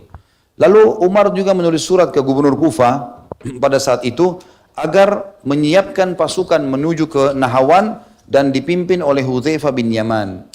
Lalu Umar menggabungkan antara dua sahabat ini, Nu'man ibn Muqarrin. Umar tunjuk sebagai panglima perang. Kemudian kalau Nu'man ibn Muqarrin meninggal radhiyallahu anhu, maka digantikan oleh Hudzaifah bin Yaman. Berkecamuklah peperangan yang sangat dahsyat pada saat itu teman-teman sekalian. Sampai muslimin 30.000 ini seperti dibahasakan dalam buku-buku sejarah, ya. Termasuk buku kita menyebutkan seperti burung alap-alap yang berkibar menangkap mangsanya. Artinya burung-burung yang memang pemangsa yang menerkam dan mencengkram mangsa-mangsanya. Sehingga tidak ada yang bisa melawan dan darah banyak sekali bertumpah pada saat itu di perang Nahawan dan orang-orang Persia tidak bisa melupakan peperangan ini karena pada saat itu penuh dengan darah, saking penuhnya sampai banyak kuda muslimin yang terpeleset karena banyaknya darah, termasuk Nu'man sendiri radhiyallahu anhu terpeleset dari kudanya kemudian jatuh dan akhirnya kena panahnya musuh dan mati syahid. Adiknya namanya Suwaid bin Nu'aim. Ini adiknya Nu'man ibn Muqarrin. Dia tidak mau kakaknya ketahuan mati, nanti muslimin jadi goyah gitu kan. Maka dia mengambil bendera dari tangan kakaknya yang sudah jatuh lalu dia melemparkan kepada Hudzaifah bin Yaman sambil berkata, kita rahasiakan ini agar muslimin tidak terganggu. Maka Hudzaifah pun akhirnya mengangkat bendera tersebut lalu kemudian berperang sampai Allah Subhanahu wa taala berhasil memenangkan pasukan muslimin. 150.000 dari pasukan kafir itu, 30.000 mati di kancah peperangan karena duel dengan muslimin. 100.000 mati subhanallah masuk dalam jerat mereka sendiri. Perang Nahawan terkenal, orang-orang Persia karena tidak mau lari dari kancah peperangan, jadi benteng mereka, di depan benteng mereka buat seperti parit.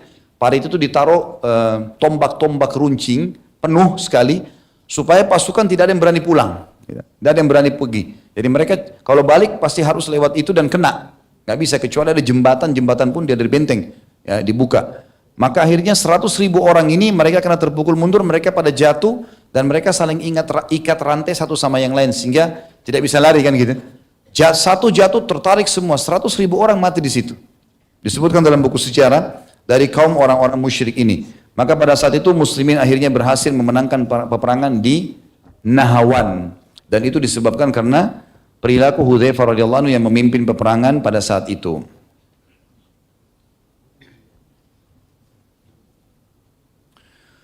Kemudian teman-teman sekalian kita masuk ke masalah kesungguhan beliau dalam ittiba, mengikuti Nabi alaihi salatu wassalam. Dan beliau punya pesan-pesan ya. Kalau dalam buku kita diangkat beberapa poin. Yang pertama adalah beliau menyampaikan dalam sebuah riwayat yang sahih, ya ma'syaral qurra uslukut tariq fala in salaktumuha laqad sabaqtum sabqan ba'ida wala in akhadtum yaminan wa shimalan laqad dalaltum dalalan ba'ida. Wahai para pembaca Al-Quran dan penghafalnya, berjalanlah di atas jalan yang lurus. Sudah pilih jalan itu, jangan sampai kalian buat kemaksiatan. Karena jika kalian berjalan di atas jalan yang lurus itu, niscaya kalian pasti akan menjadi orang yang utama, mendahului orang-orang yang lain. Tapi kalau kalian jalan dengan jalan yang lain, berbengkok, hafal Quran tapi masih buat maksiat dan seterusnya, maka kalian akan tersesat dengan sesat yang sangat jauh. Dan ini sebuah wasiat yang sangat mulia. Bagaimana Hudzaifah radhiyallahu anhu menyampaikan ini, dan ini pesan dari Nabi SAW yang beliau fahami. Kemudian dalam kejadian yang lain beliau juga menyampaikan tentang masalah zakat. Hudzaifah berkata radhiyallahu anhu, dua perkara yang paling aku takutkan atas manusia. Ya. Maksudnya ini pensucian jiwa ya. Mereka mementingkan apa yang mereka lihat daripada apa yang mereka ketahui, dan yang kedua mereka tersesat sedangkan mereka tidak menyadarinya. Jadi ini wasiat tentang tazkiyatun nufus ya, pensucian jiwa, bukan masalah zakat. Maaf tadi saya salah, tapi tazkiyatun nufus ya di sini. Hudzaifah mengingatkan kepada kita agar jiwa kita bersih dan suci. Beliau mengatakan dua perkara yang paling aku takutkan atas manusia sehingga jiwa mereka tidak suci lagi. Yang pertama, kaum muslimin mereka mementingkan apa yang mereka lihat atas apa yang mereka ketahui. Jadi mereka lihat sesuatu, mereka langsung mengambil sebuah hukum tanpa harus menanyakan benar atau tidaknya. Yang kedua, mereka tersesat sedangkan mereka tidak menyadarinya. Ini sebuah wasiat yang penting bagi seorang muslim untuk memahaminya. Selanjutnya juga beliau mengingatkan, dan ini luar biasa, pesan yang luar biasa ya, tentang masalah bahayanya bid'ah. Hudzaifah radhiyallahu anhu yang terkenal sahabat yang mengetahui rahasia Nabi SAW dan paling tahu tentang masalah fitnah-fitnah yang terjadi, apa yang beliau katakan. Satu hari beliau pernah mengambil dua batu besar yang bisa digenggam dengan dua telapak tangan, yang satu di kanan-kanan, tangan kiri. Dan batu ini batu pecahan. Maka beliau mempertemukan keduanya, sehingga pertemuan antara dua batu ini kan ada celah-celah. Di situ ada cahaya yang bisa tembus, tapi kecil sekali kan cahayanya. Apa kata beliau setelah itu? apakah kalian melihat cahaya yang ada di celah antara dua batu ini? Maka orang-orang yang di sekitar Hudzaifah mengatakan, para tabi'in, tentu wahai Abu Abdullah, tentu wahai ayahnya Abdullah, kami hanya melihat sedikit cahaya di antara keduanya. Ada cahaya tapi sedikit saja, karena celahnya itu kecil-kecil. Hudzaifah berkata, demi zat, perhatikan Hudzaifah bersumpah radhiyallahu anhu, bagi yang beriman kepada Rasulullah SAW dan risalahnya, dan tahu Hudzaifah adalah sahabat pilihan Nabi SAW, perhatikan. Beliau mengatakan, demi zat yang jiwaku ada di tangannya, bid'ah, ini perkataan Hudzaifah, akan bermunculan sehingga yang terlihat dari kebenaran hanya seperti cahaya di antara kedua batu itu. Ini dari dulu Hudzaifah sudah sampaikan, teman-teman. Ya, jadi bukan main-main, ini bid'ah berarti sudah dari para sahabat sudah paham dan ingatkan. Nanti di akhir zaman ada waktu di mana perkara-perkara bid'ah akan bermunculan sehingga yang terlihat dari kebenaran sunnah hanyalah seperti cahaya di antara kedua batu ini saja. Demi Allah, kata beliau, bid'ah akan menyebar sampai-sampai jika sebagian dari bid'ah itu ditinggalkan, orang-orang malah berkata sunnah telah ditinggalkan. Subhanallah, ini punya wasiat yang luar biasa, teman-teman sekalian. Jelas bid'ah lawannya sunnah, gitu kan? Dan orang di akhir zaman seperti kita sekarang malah bid'ah dianggap sebagai sunnah. Bahkan kalau ditinggalkan orang bilang itu sunnah, ditinggalkan. Kalau kita ingatkan malah kita yang diserang, gitu kan? Seakan-akan kitanya yang keliru. Padahal kita mengajak pada kemurnian ajaran baginda Nabi SAW, dan ini wasiat yang sangat luar biasa. Kemudian juga wasiat Hudzaifah radhiyallahu anhu yang mulia tentang masalah fitnah. Beliau mengatakan, perkara pertama yang hilang dari agama ini adalah amanah. Dan perkara terakhir yang hilang adalah solat. Tali simpul Islam akan terurai satu demi satu. Wanita-wanita kalian akan digauli sedangkan mereka dalam keadaan haid. Artinya beliau menceritakan nanti akan muncul nih semua di akhir-akhir zaman. Perkara-perkara agama, dari agama kalian yang pertama diangkat adalah amanah. Umat Islam sudah tidak perlu peduli lagi apakah ini amanah atau tidak. Dia berkhianat di kantornya, di kerjanya, di rumah tangganya, adalah hal yang biasa. Dan perkara terakhir yang diangkat nanti tidak ada lagi orang kerjakan, baru terjadi kiamat, adalah solat. Dan ini kita tahu tanda-tanda hari kiamat, nanti orang-orang yang baik akan dimatikan oleh Allah, tertinggal orang-orang yang buruk saja, yang tidak pernah mengenal mana baik dan mana mungkar. Tali simpul Islam akan terurai satu demi satu, artinya hukum-hukum Islam akan dianggap remeh satu persatu, ditinggalkan pelan-pelan, termasuk sampai ke masalah kecil. Wanita-wanita haid tidak boleh digauli di kemaluannya, tapi akan digauli pada zaman itu. Nah, orang zaman sahabat orang tahu, Allah haramkan gauli perempuan, letakkan kemaluan di kemaluan kalau istri kita yang sah. Lagi haid tidak boleh, haram. Tapi sekarang orang sudah melanggar semua itu. Mungkin kata kita tidak tahuan atau apa saja. Kalian akan meniti jalan orang-orang sebelum kalian, layaknya bulu anak panah yang sejajar dengan yang lainnya. Kalian pasti nanti di akhir zaman akan ikuti kaum orang-orang kafir. Sampai seperti ibaratnya bulu anak panah yang ditaruh di anak panah di paling ujung, itu akan sejajar semuanya. Artinya kalian semua orang kafir akan sama pada saat itu. Kata beliau apa? Kalian ya layaknya satu sandal yang seiring dengan sandal yang lain. Artinya sudah sulit dibedakan mana muslim, mana kafir. Pakaiannya, kendaraannya, ngomongannya, pekerjaannya, semuanya.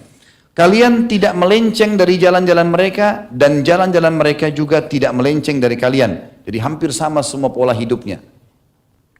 Hingga tersisa nanti ya, dua kelompok dari banyak kelompok. Ya. Nanti dari kelompok-kelompok yang itu bisa mendapatkan hidayah, kata Hudzaifah. Kelompok-kelompok ini nanti kalau dinasihatin mereka bisa kembali, mereka tinggalkan. Tapi ada dua kelompok yang tetap ngotot, kata Hudzaifah. Nanti ada dua kelompok yang tetap ngotot, tidak mau meninggalkan, menyerupai orang-orang kafir ini. Kata beliau, salah satu dari keduanya berkata kepada yang lain, dua kelompok ini sepakat, ada apa dengan sholat 5 waktu? Ngapain kita sholat? Orang-orang sebelum kita telah tersesat, ngapain sholat-sholat? Gitu. Sholat itu hanya dikerjakan kapan bisa. Karena Allah berfirman, mereka membawa Al-Quran. Dalam surah Hud ayat 114, A'udzubillahi minasyaitonirrajim wa aqimis sholata tarafain nahari wa zulafan minal lail. Al-ayah. Dan laksanakanlah sholat pada kedua ujung siang, pagi dan petang, dan pada bagian permulaan malam. Maka apa kata Hudzaifah? Kata Hudzaifah, bukan kata saya, teman-teman. Perhatikan, dan antum pasti tahu kelompok ini kelompok siapa. Kata Hudzaifah, kalian pada saat itu, kelompok itu hanya sholat 3 kali. Bukan 5 waktu sholat, 3 kali. Sudah jelas kelompok ini siapa. Gitu kan. Sedangkan yang lain berkata, kelompok ini sholatnya cuma 3 kali dalam sehari.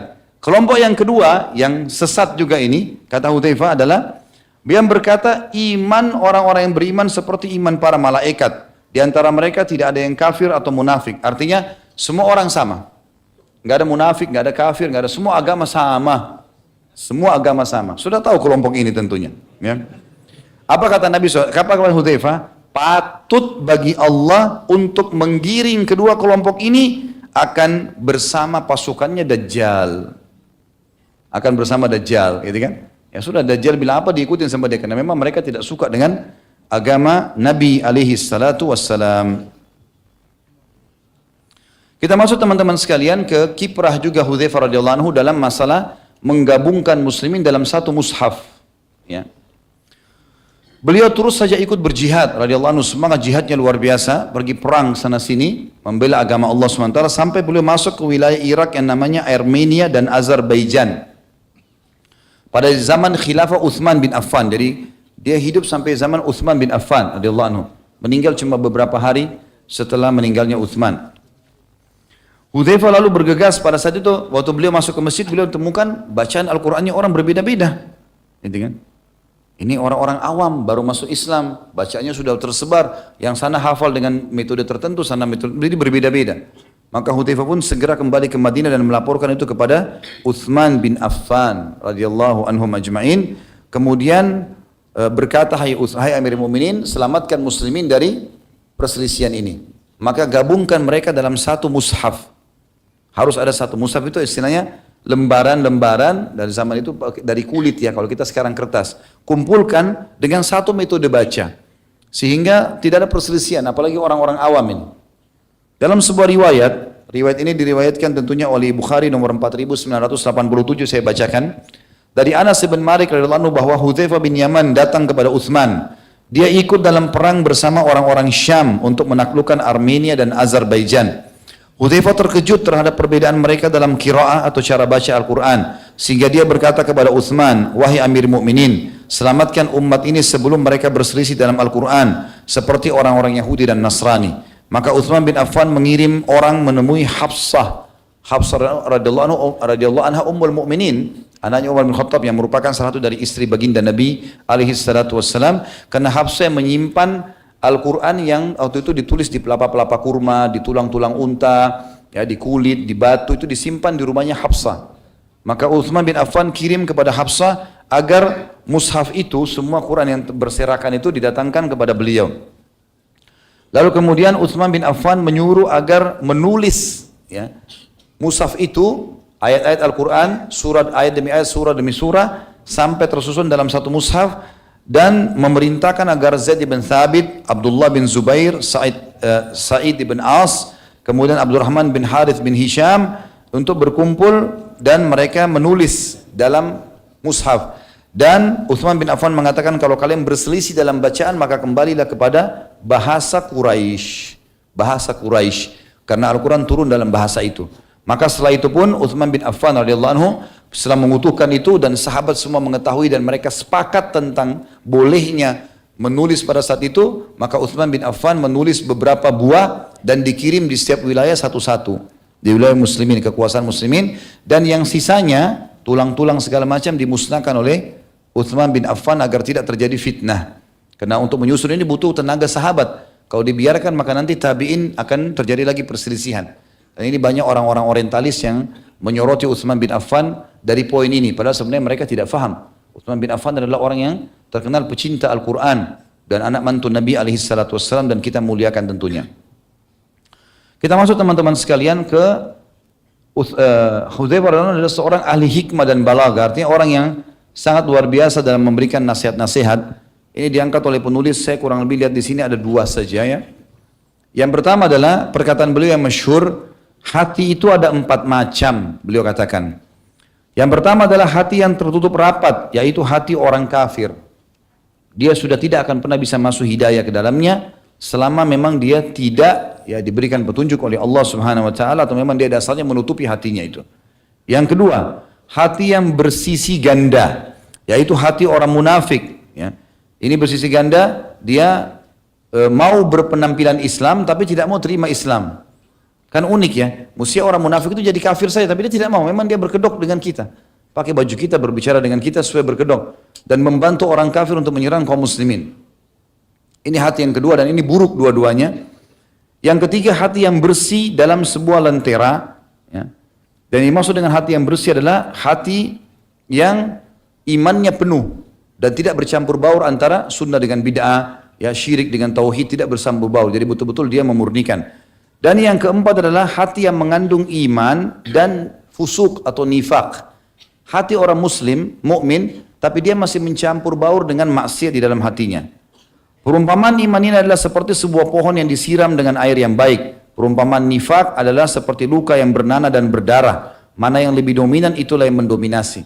Kalau hati seorang mukmin tadi yang baik itu seperti tanaman yang disiram terus dengan air, maka akan tumbuh menjadi baik. Kalau orang munafik tadi yang hatinya terbagi dua, itu seperti darah dan nanah. Mana yang mendominasi, maka dia yang akan, mana yang lebih banyak dia akan mendominasi. Artinya kemunafikan akan lebih cenderung dua-duanya buruk. Kalau dia mau buat baik pun dia pasti punya tujuan dan target untuk dia dapat respon kembali. Kalau dia berbuat buruk memang dia niatnya makar untuk menyusahkan orang-orang. Hudzaifah juga berkata dengan sastra yang tinggi atau balaghah sebagai nasihat yang menyentuh, kata beliau di sini penulis, sesungguhnya kebenaran itu berat, sekalipun demikian ia lezat. Ini kalimat perlu digarisbawahi teman-teman. Kebenaran itu berat, tapi dia punya kelezatan. Kebatilan itu ringan, gampang bohong misalnya. Tetapi ia membawa penyakit. Meninggalkan kesalahan lebih ringan dan lebih mudah daripada menuntut taubat. Jadi kita sebelum buat dosa, kemudian kita tinggalkan itu lebih ringan daripada sudah berbuat dosa baru mau taubat. Maka jangan terjerumus, seperti itulah nasihat beliau. Dan betapa banyak kesenangan sesaat menyeret kepada kesedihan yang berkepanjangan.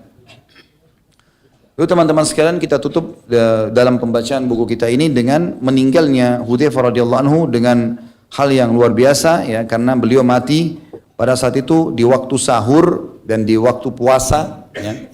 Dan beliau radhiyallahu anhu meninggal di tahun 36 Hijriah, 40 hari setelah meninggalnya Utsman bin Affan radhiyallahu anhu.